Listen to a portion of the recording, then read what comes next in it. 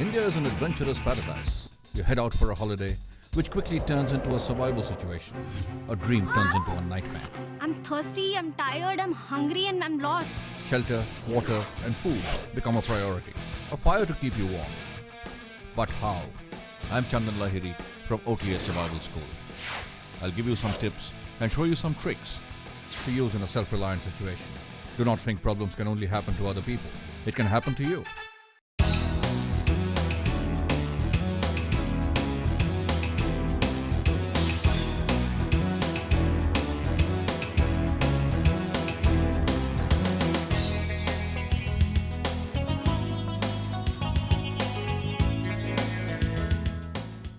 One question that I have to constantly grapple with is about the facilities, particularly when I'm in a mixed gender group. We are city folk. We are used to our bathrooms, our flush toilets, our privacy.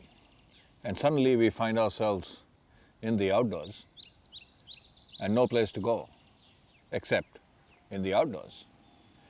Particularly if it's your first time out in the wilderness, it can be a very disconcerting experience. Where do I go? There's no privacy at all.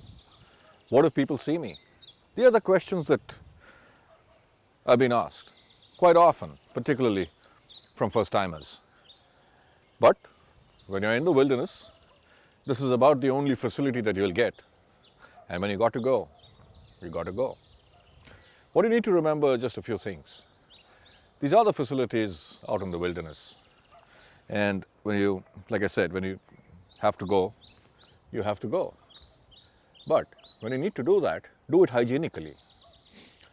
Dig a little hole in the ground, maybe about a foot deep. Take a shovel, dig a hole, do your job, and then cover it up with earth. That way you're not polluting the environment. And in time, that will turn into fertilizer. That's something that you can do when you're out in the wilderness. Also, don't poo close to camp. Don't poo close to a water source because the contamination will seep into the water and contaminate the water. Don't do that. What you need to do is use the outdoors, but use it hygienically.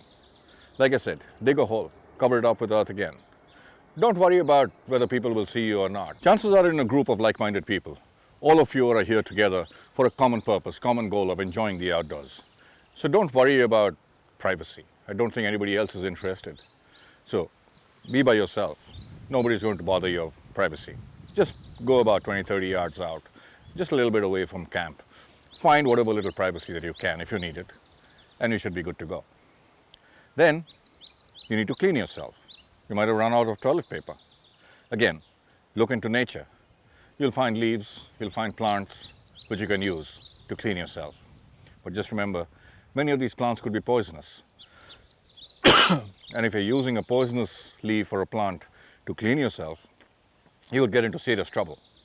How do you know which one is poisonous, which one is not? A little trick.